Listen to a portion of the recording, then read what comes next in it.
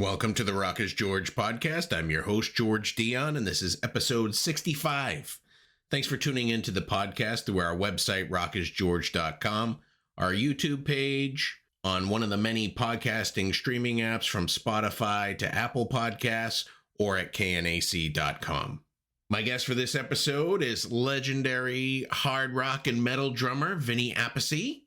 You know him from his work with Black Sabbath and DIO, and currently last in line.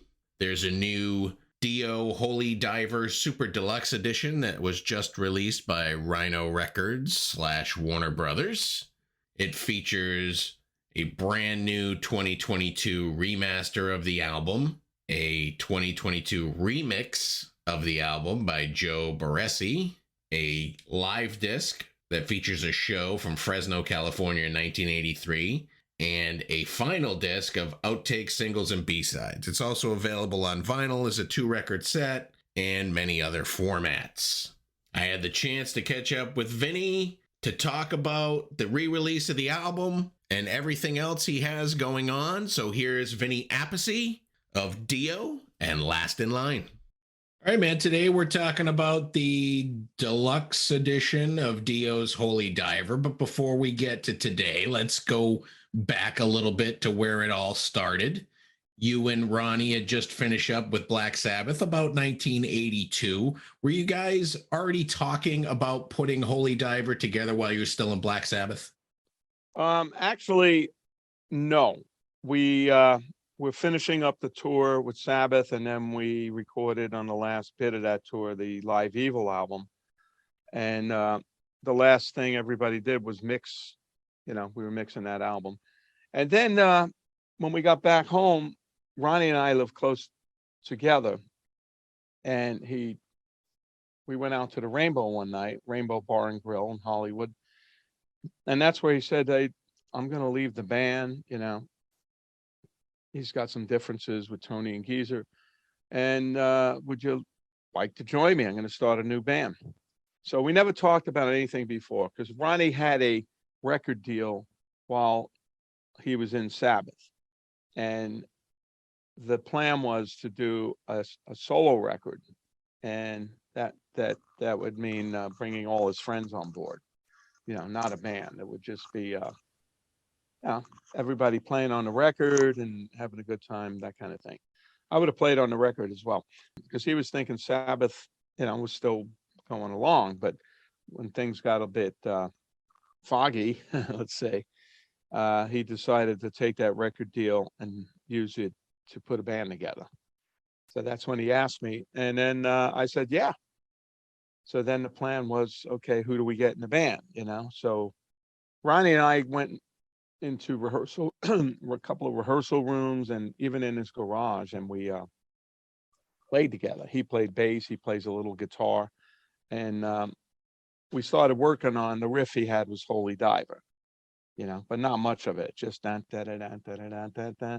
So we started playing it, and then we came up with the accents for it, down, boom, boom. We didn't have anything.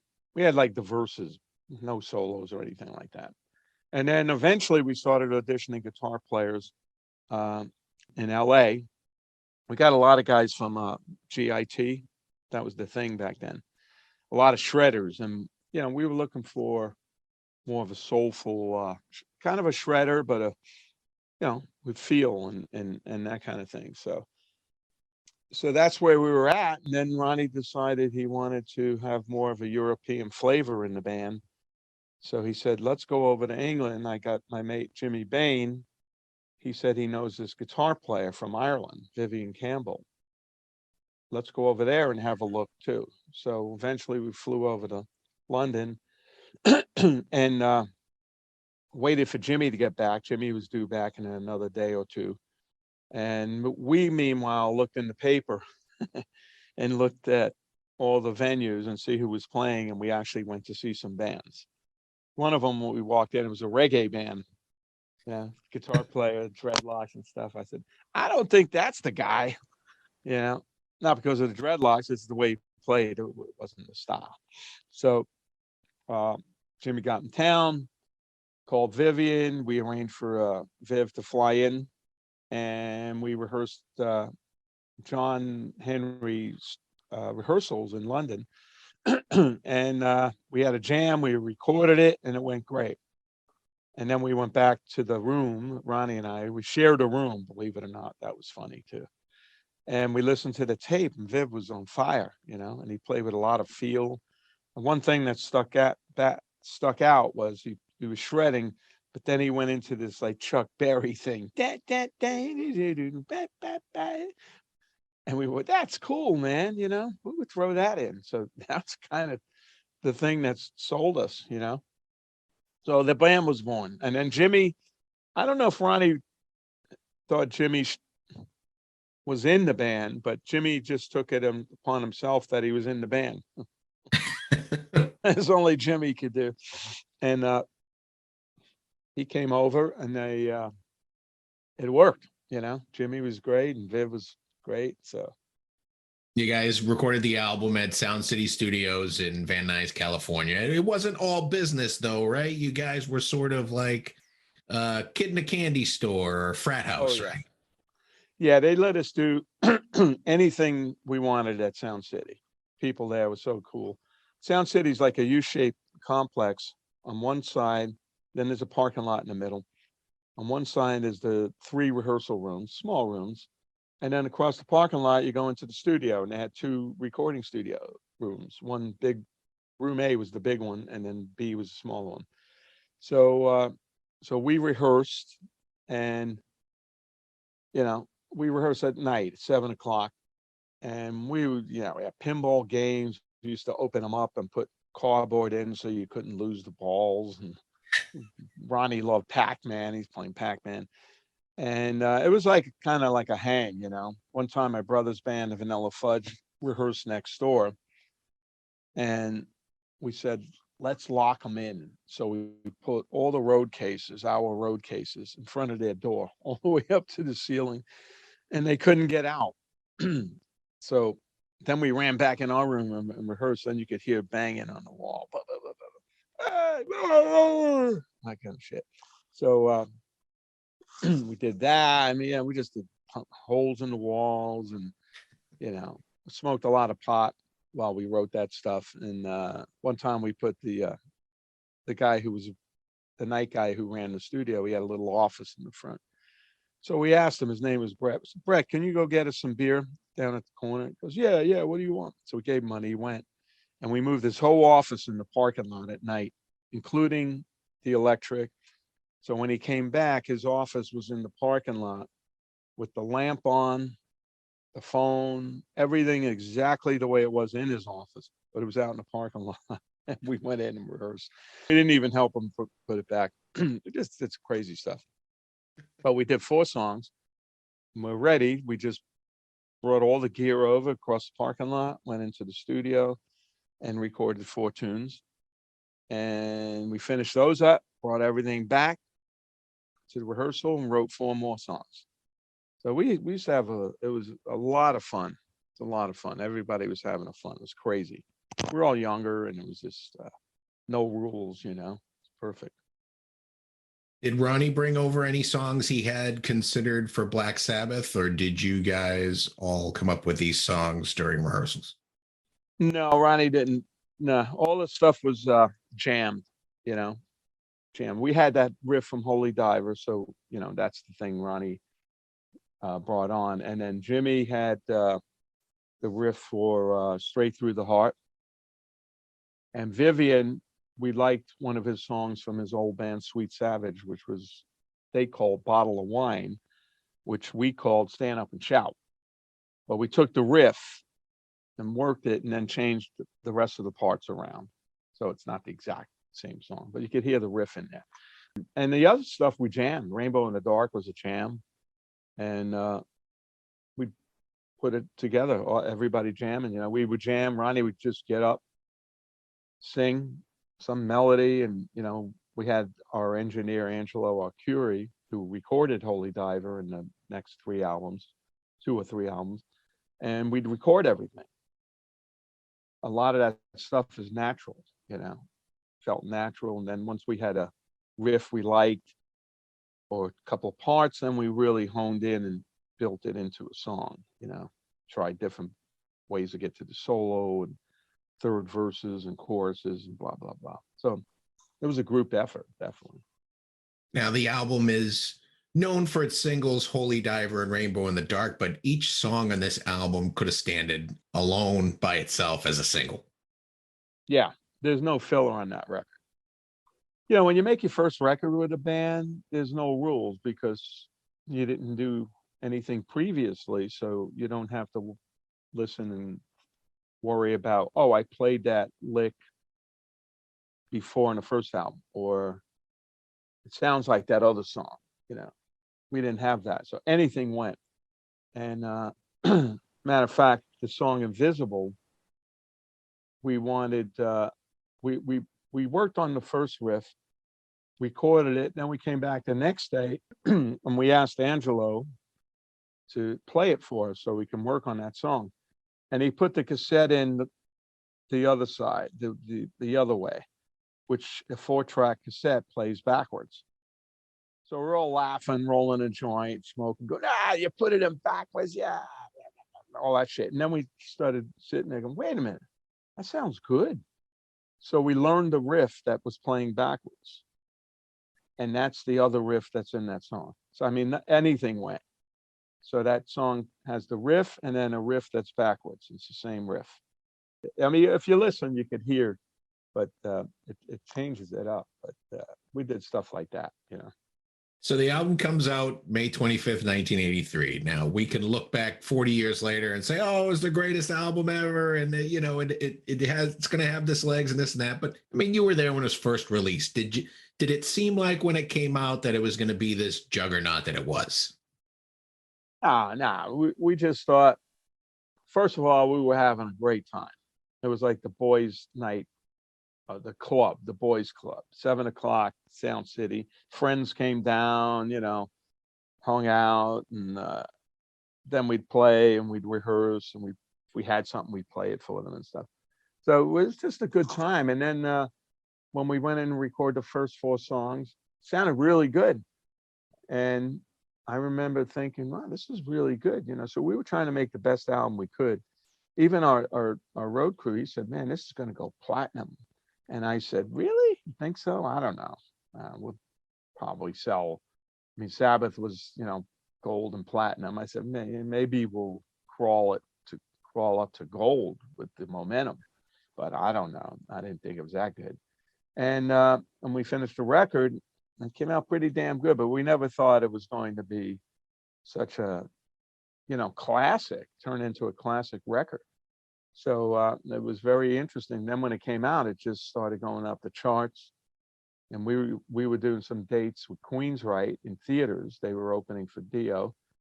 And then as that album climbed the charts, we eventually started playing arenas and selling them out and stuff. So it was a real rock story, like, the band puts the album out. It's kind of like that Boston song with the Rock and roll band. That, yeah. It was like, the album comes out, we're playing, then all of a sudden, wow, someone's going up the charts and we're playing arenas now.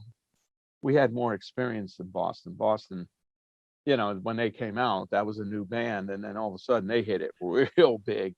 So they were thrown right in the pot, right in the fire now you got to pull this off, Well, here we are almost 40 years later, still talking about the album. It just got a super deluxe edition package put together, and kind of to bring Dio into the modern era sonically, they remastered the original album, which has been remastered before, and they did a new remix with producer Joe Barresi.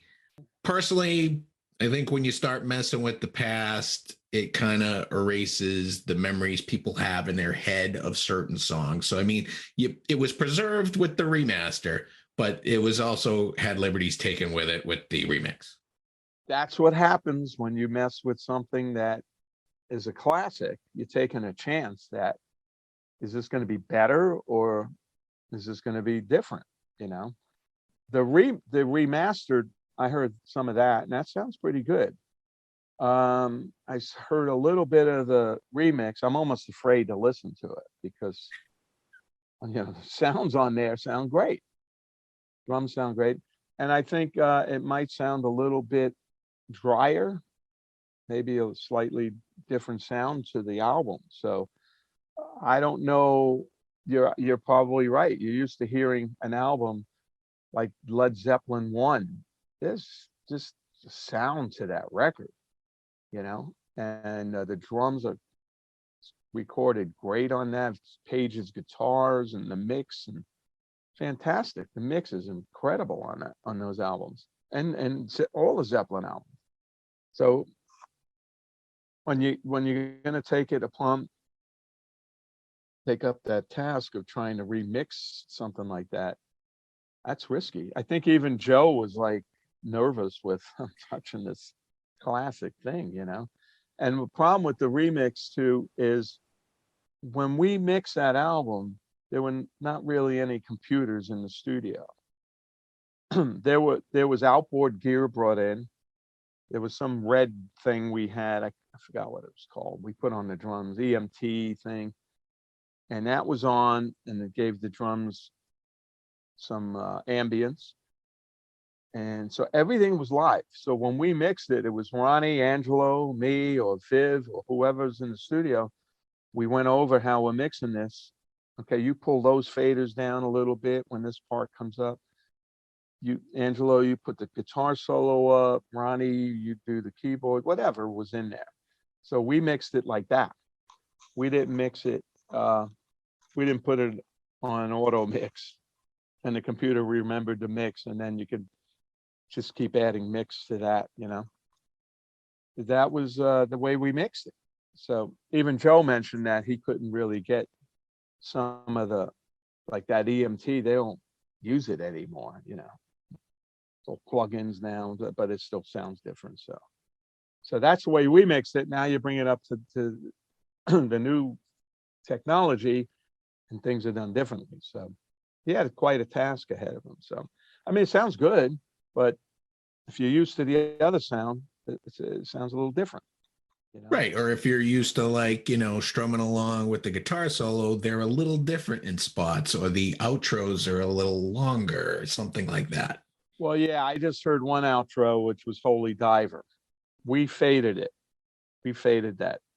And then I listen to it and I hear that it's longer. Then I hear the ending, boom, boom, boom, boom, boom, boom, boom, which to us was 2001 from the movie.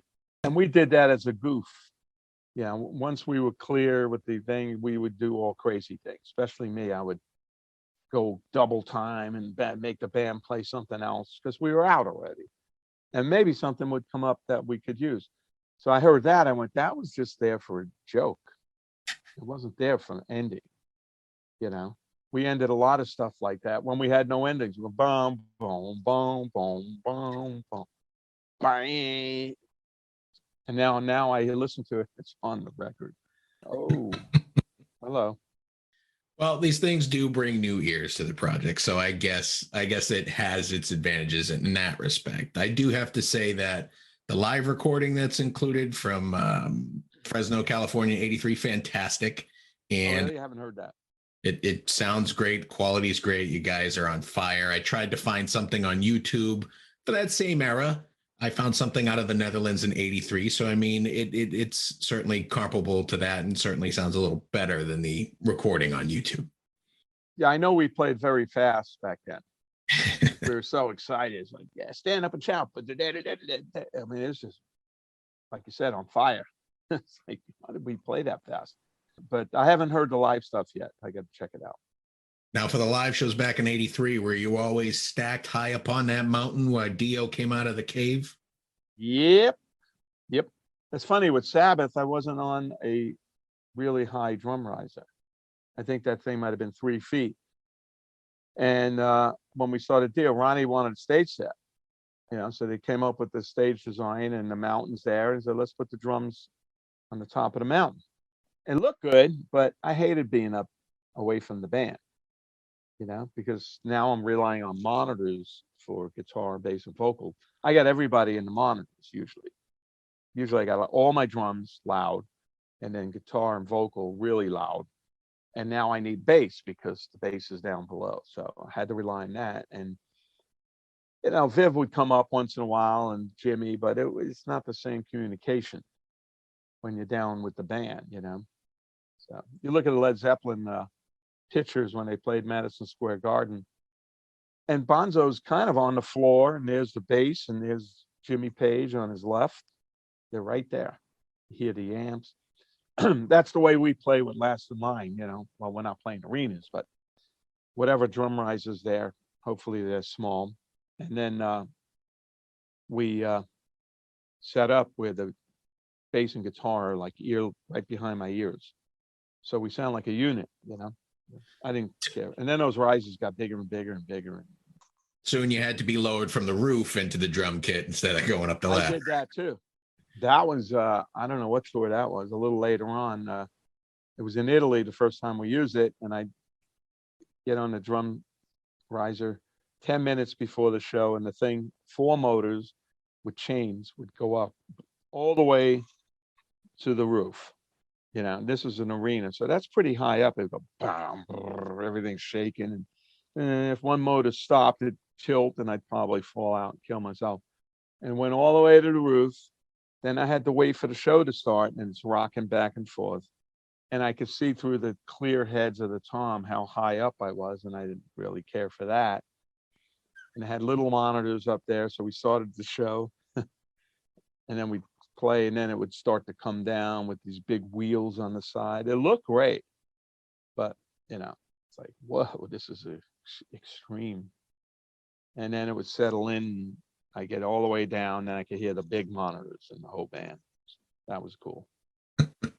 So to bring Holy Diver more into the current era, Holy Diver, the single, is actually in the end credits for Thor: Love and Thunder, the Marvel movie.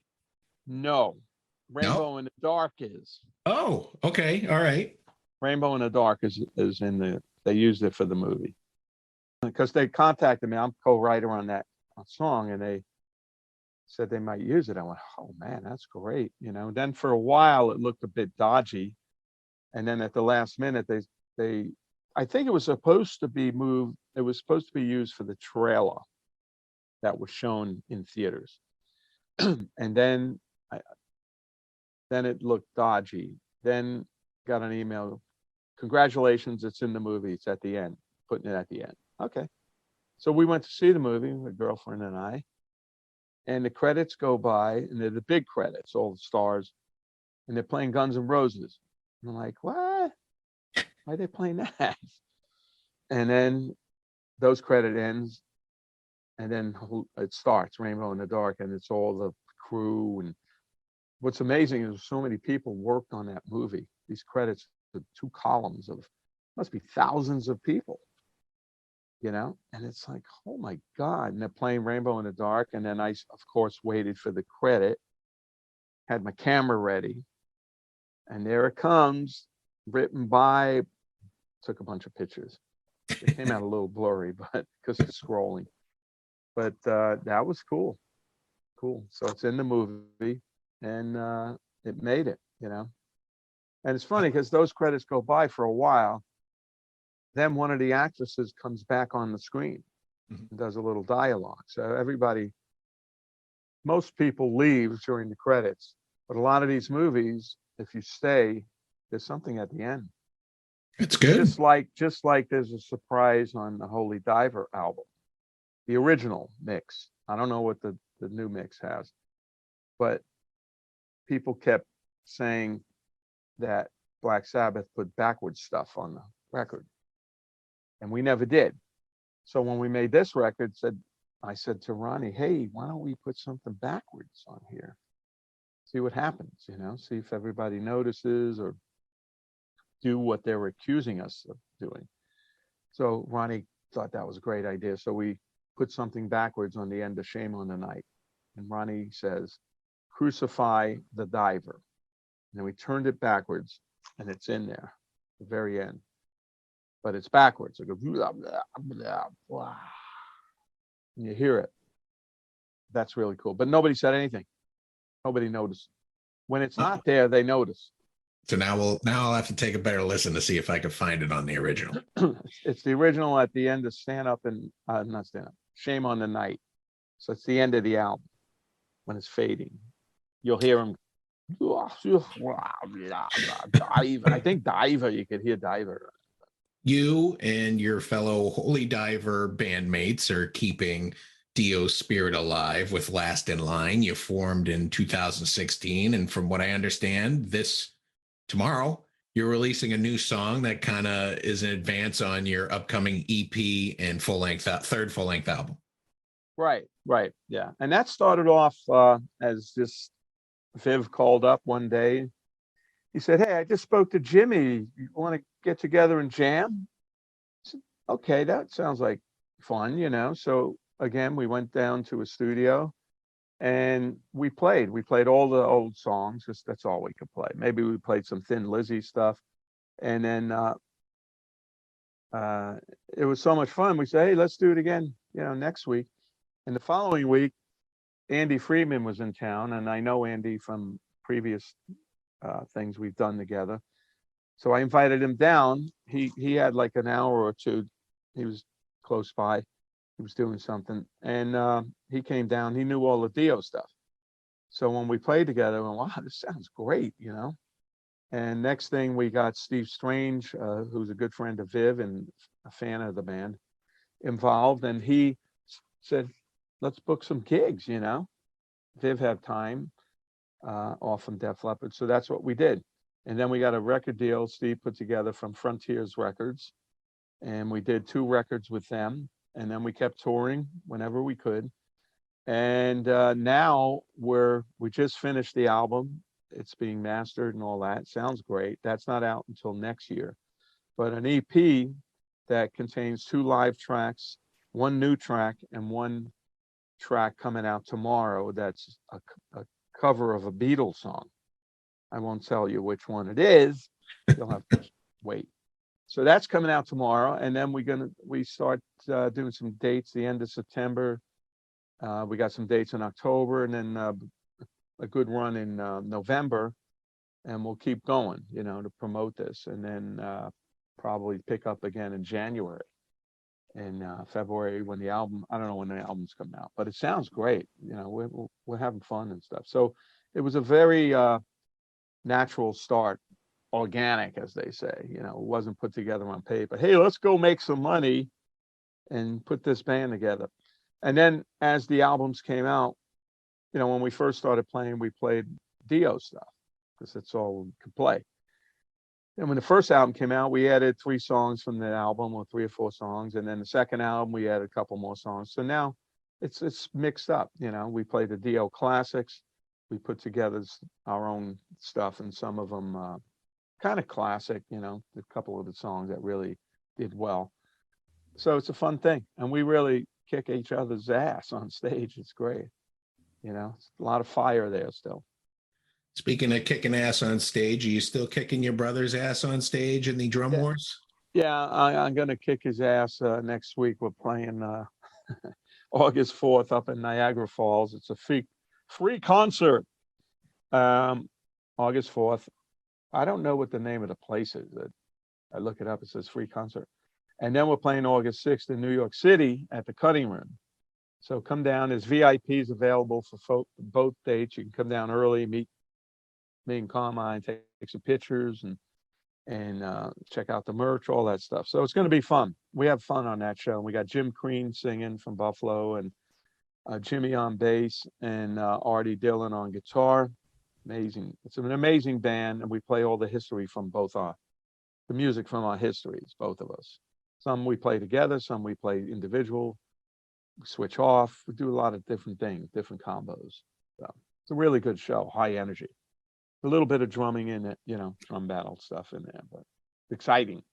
Is there any talk yet about a super deluxe edition of Last in Line? Maybe they'll do Last in Line album. Maybe they'll do something with that. That was a big album too. So who knows?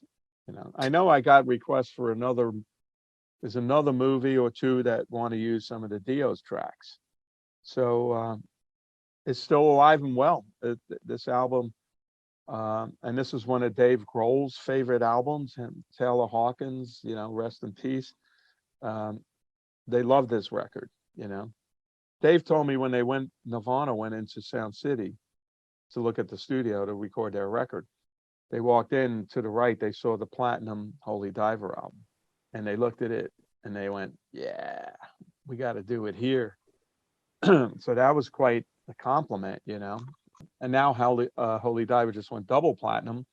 Took a while, but it's double platinum, and it's still alive. It's great.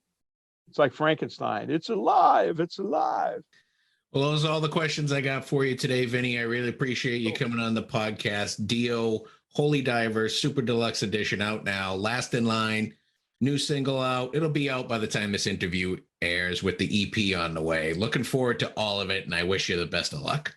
Thank you so much, George, and thank you all the fans that keep this going. And I had a long career, it's still going. Thank you to the fans. You guys are unbelievable. But make sure you play it loud. Once again, I want to thank legendary hard rock and metal drummer Vinny Appice for coming on the Rock is George podcast. Be sure to check out the Super Deluxe edition of Holy Diver, out now on Rhino and Warner Brother Records. Stream it on your favorite music streaming app. If you like what you hear, go out and buy a copy of the album. Support the artist. For all things Dio, check out RonnieJamesDio.com. And for all things Vinny Appice, check out VinnyAppice.com. I also want to thank Chip of Chipster PR for making this interview possible. You've been great. I've been George Dionne. I'll see you again soon.